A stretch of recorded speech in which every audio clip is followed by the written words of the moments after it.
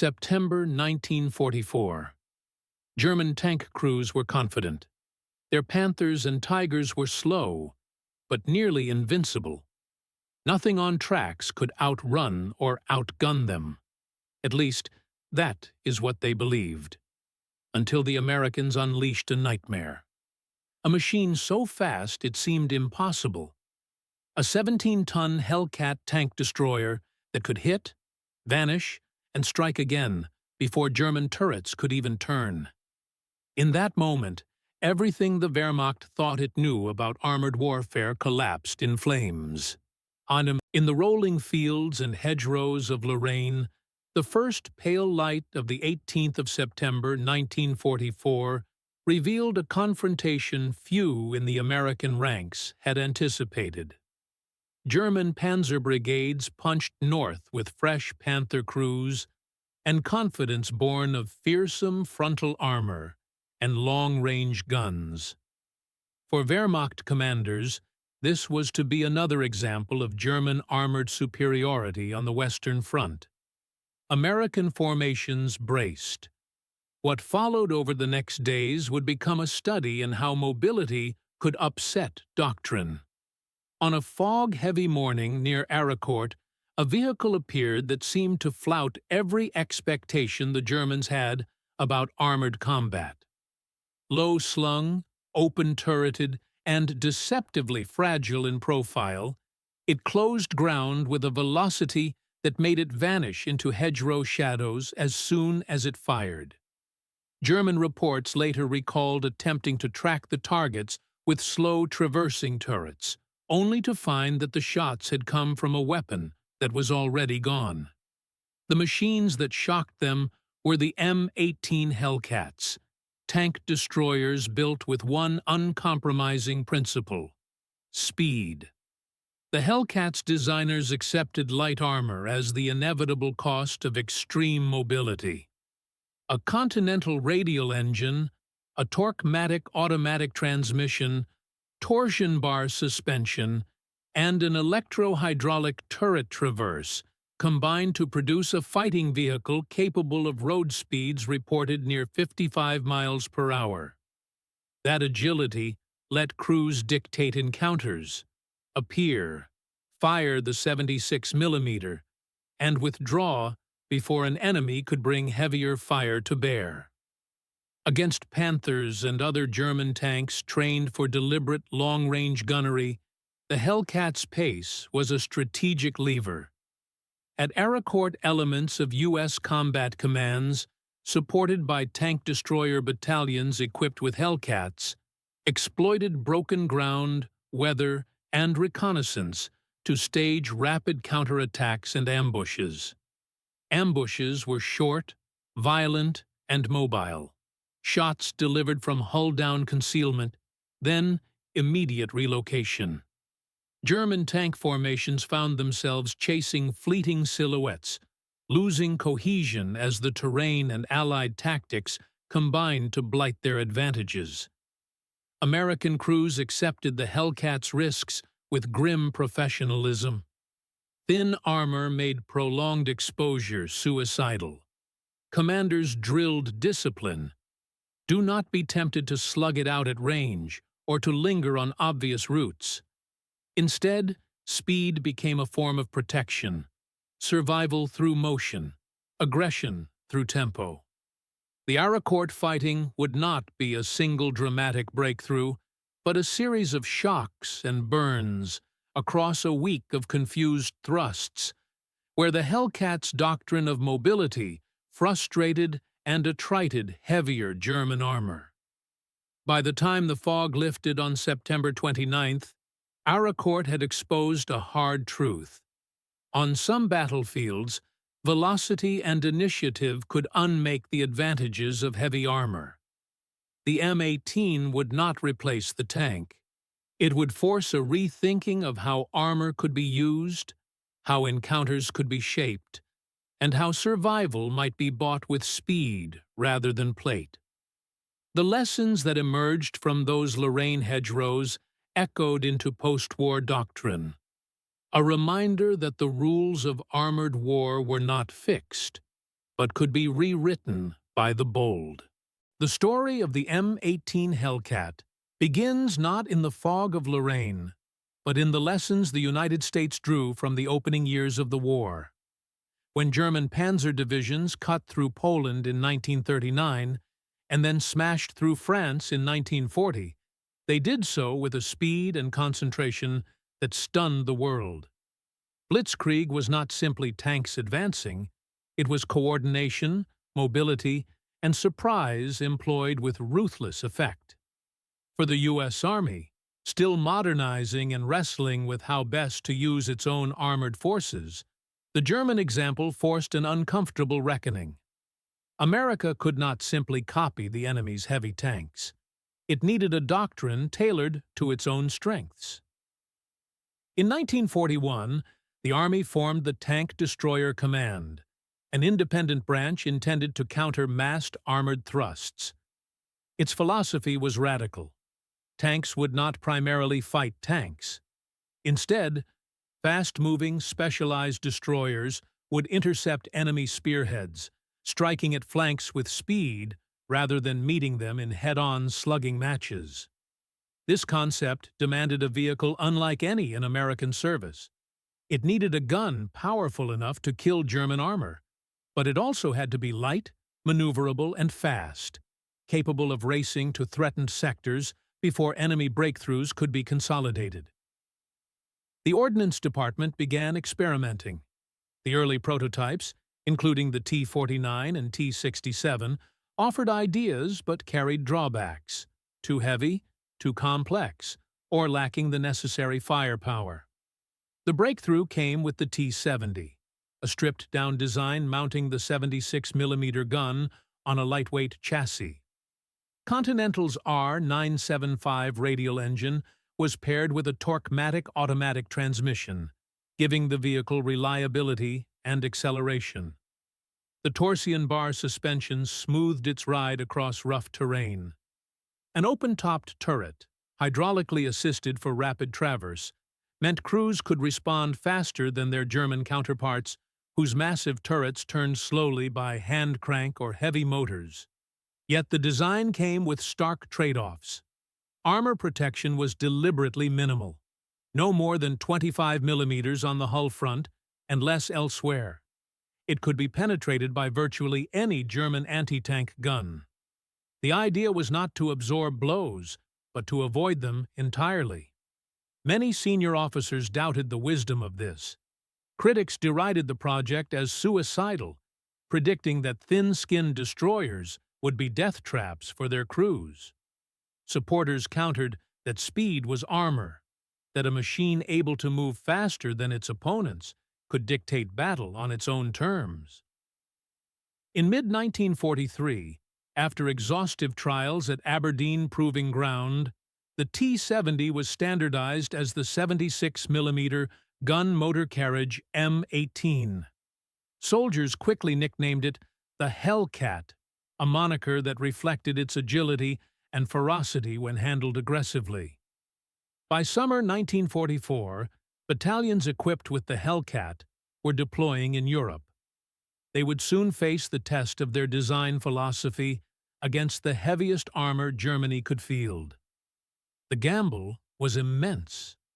America had chosen not to meet steel with steel, but to trust in speed, initiative, and daring.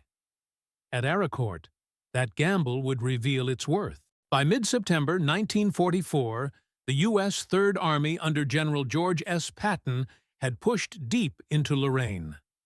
Fuel shortages slowed the advance, and German command sensed an opportunity. From east of Nancy, the newly formed 111th and 113th Panzer Brigades, reinforced with Panthers, launched a counterstroke aimed at cutting into American lines near the village of Arracourt. On paper, German superiority was overwhelming. Dozens of Panthers with high-velocity guns against lighter Shermans and fragile tank destroyers. Confidence ran high in the Panzer crews, but the ground, the weather, and the arrival of the Hellcat would soon flip expectations. On the 19th of September, Heavy morning fog cloaked the fields. German Panthers, blind in the mist, advanced cautiously, expecting to crush scattered American resistance. Instead, they found themselves under sudden fire from unseen angles. Hellcats of the 704th Tank Destroyer Battalion, concealed behind ridges and hedgerows, waited for silhouettes to emerge before firing rapid salvos. The 76mm guns struck flanks and weaker armor. As soon as shots were fired, drivers kicked engines into gear, and the Hellcats vanished to new firing points. To German crews, it was bewildering. Targets appeared, destroyed a tank, and were gone before the heavy turrets could traverse. The difference lay in doctrine. The Americans called it shoot and scoot. Crews trained not to linger, never to fight head-on, and always to exploit terrain. The Hellcat's hydraulic turret traverse allowed gunners to swing faster than German tanks could respond, and its blistering road speed of over 50 miles per hour meant it could cross open ground faster than expected. Against this tempo, the Panther's strengths, armor and long-range firepower, were blunted. Fog limited their sight lines, hedgerows restricted movement, and by the time visibility improved, many Panthers were burning. The engagement shocked the Germans. After-action reports described confusion and disorientation. They had been trained to expect American armor to stand and fight. Instead, Hellcats dictated the terms, forcing the enemy into a reactive posture. American losses were not absent. The Hellcats' thin armor meant that when caught, it was easily destroyed. But the balance tilted unexpectedly. German brigades bled vehicles at a rate they could not afford, while American units maintained cohesion and mobility. Arracourt became a proving ground for the tank destroyer doctrine. For the first time, speed and maneuver demonstrated their ability to counter superior armor head-on. The Hellcat was not invulnerable. It was daring, fragile, and reliant on crew discipline. Yet in the hands of trained battalions, it delivered results that challenged German assumptions. Panthers had entered Lorraine as symbols of dominance. They left as wrecks on the fields, victims of an American weapon designed not to match them in mass, but to outthink them in motion. If Arracourt revealed the Hellcat's brilliance, it also highlighted its brutal risks. The very design choices that gave it unprecedented speed condemned its crews to constant danger. Armor protection was almost an afterthought, a mere 12 millimeters on the sides, 19 millimeters on the rear, and just over 25 millimeters on the front hull. Against the high-velocity 75 millimeter of the Panther or the feared 88 millimeter of the Tiger, this was no shield at all. Even common German weapons, the 20 millimeter cannon on armored cars or concentrated machine gun fire, could damage external fittings or wound exposed crewmen. The open-topped turret, designed for weight savings and maximum visibility, amplified this vulnerability. While gunners enjoyed a wide field of view and could rapidly acquire targets, they were exposed to artillery fragments, mortar fire, and even small arms rounds. Rain and snow poured into fighting compartments. In forested combat zones, German infantry armed with Panzerfausts or grenades could exploit this openness with deadly precision. Crews nicknamed their vehicle the cardboard tank, acknowledging that protection was largely an illusion. Training manuals drilled this reality into Hellcat crews. Do not duel with enemy armor, do not stay stationary, and do not draw fire. Discipline was survival. Shoot and scoot was not just a tactic, it was a creed. In after-action reports, commanders warned against reckless use. When units strayed from doctrine, the cost was immediate. A Hellcat caught in the open was a coffin. Veterans recalled that even psychological pressure weighed heavily. Every moment in combat meant living with the knowledge that one hit could end both the vehicle and the men inside. Despite this fragility, Hellcat battalions displayed remarkable resilience. Their crews relied on teamwork and coordination. Infantry screens were critical, covering their flanks from close assault teams. Reconnaissance units provided intelligence, ensuring Hellcats struck from prepared ambushes rather than stumbling into kill zones. American artillery often blanketed advancing German tanks, distracting them just long enough for Hellcats to reposition and strike. Survival was rarely individual. It was collective, a blend of speed, terrain exploitation, and combined arms cooperation. The human toll was real. Accounts from the Lorraine campaign mention crews who never had the chance to escape burning hulls. Some battalions rotated their Hellcats so quickly that replacements scarcely had time to learn names before facing combat. Yet morale remained surprisingly high. Many soldiers took pride in the Hellcats' agility, claiming they would rather risk speed and initiative than be trapped in heavier, slower machines.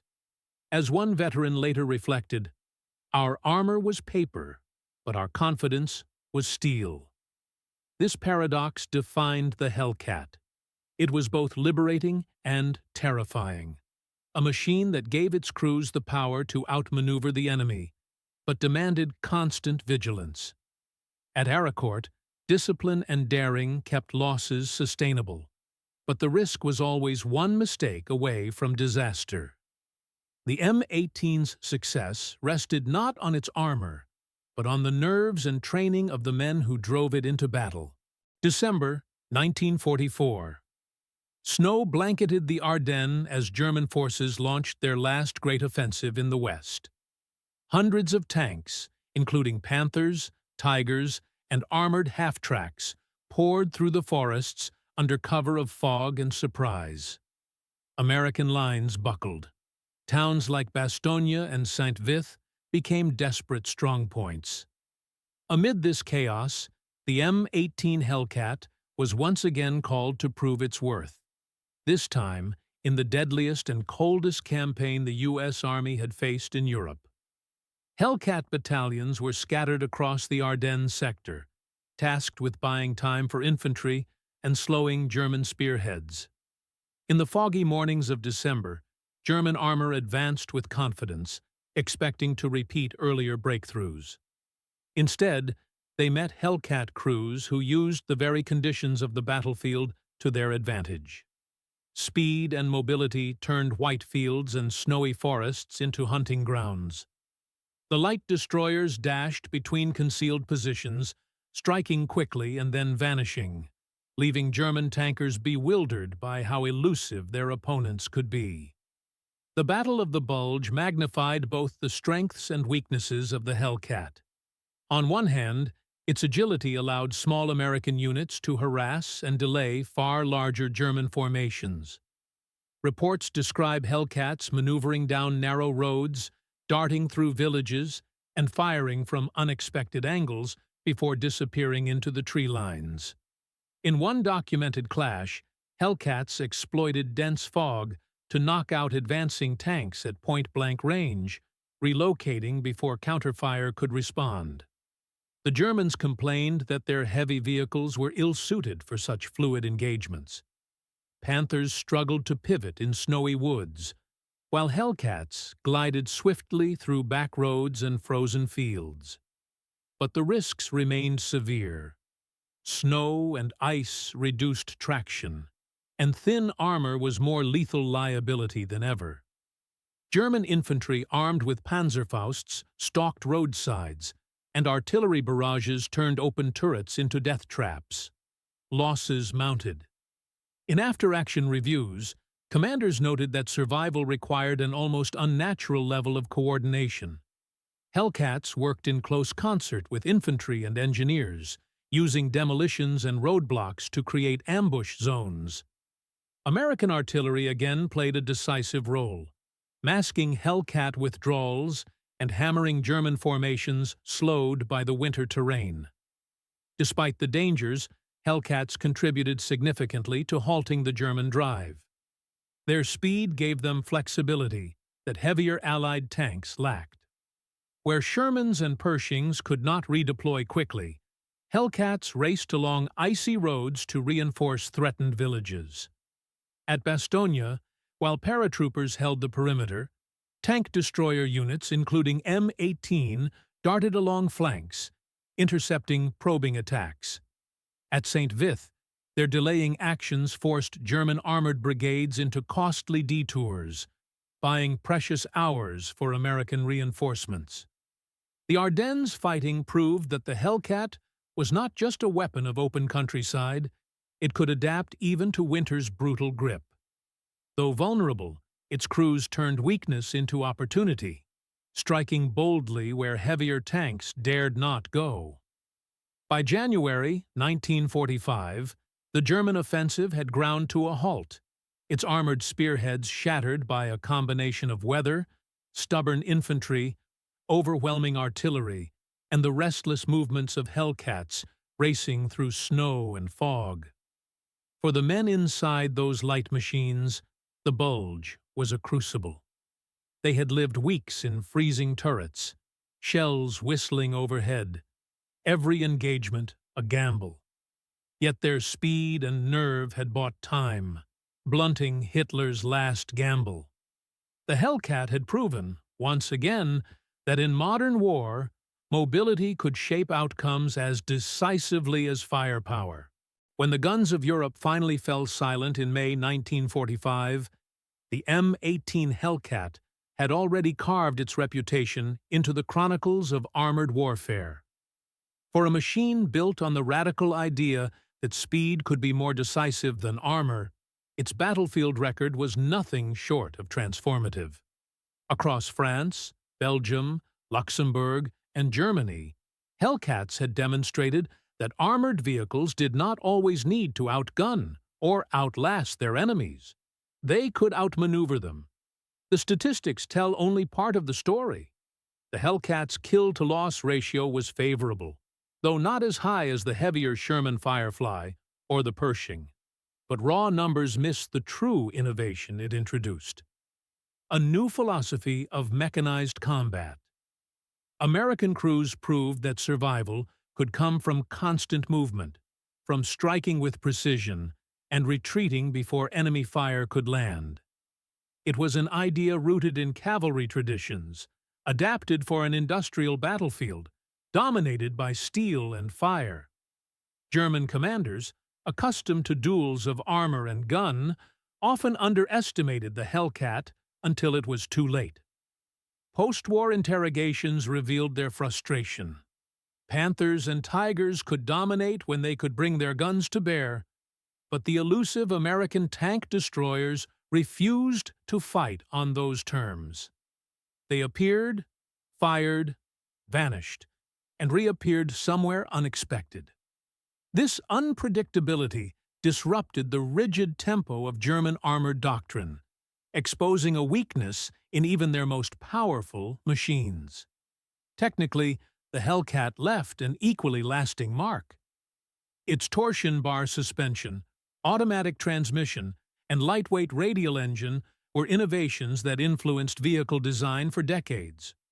More importantly, its open turret, high-speed concept laid groundwork for post-war reconnaissance vehicles and light tanks. Nations studying armored warfare after 1945, including the Soviet Union and NATO allies, recognized the Hellcat's lesson. Mobility had to be weighed as heavily as armor thickness or gun caliber. In the United States, however, the immediate post-war years saw the tank destroyer branch disbanded. The Army concluded that the assumption of mass German armored thrusts, which had birthed vehicles like the M18, was flawed. Yet the Hellcat's DNA lived on. The M41 Walker Bulldog, the M551 Sheridan, and later light tanks carried echoes of its design. Machines meant to scout, strike, and move rather than stand and trade blows. Even modern armored doctrine, with its emphasis on combined arms, shoot and scoot artillery, and rapid mechanized maneuver, bears the imprint of what the Hellcat taught on the snowy roads of the Ardennes and the fields of Lorraine. For the men who fought in them, the Hellcats were more than machines. They were lifelines. Veterans remembered the roar of the radial engine, the icy wind cutting through the open turret, the desperate calculations of when to fire and when to flee. They recalled victories won not through brute strength, but through daring, coordination, and speed. Their stories remind us that the M18 was never just a tank destroyer. It was a symbol of ingenuity, the belief that surprise, agility, and courage could tilt the scales against even the heaviest of foes. Today, surviving Hellcats stand in museums and memorials across the United States and Europe. Restored examples roar to life at military events, their engines echoing the philosophy that once shocked German tank crews. To see one move is to understand why it mattered. A 76mm gun mounted on a frame that could outrun almost anything on the battlefield. It was not invincible. It was not perfect.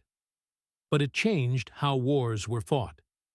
The Hellcat's legacy is not measured only in battles won, but in doctrines rewritten, in armies rethinking what mobility could mean. In the crucible of World War II, the M18 proved that speed itself could be a weapon, a lesson that endures to this day.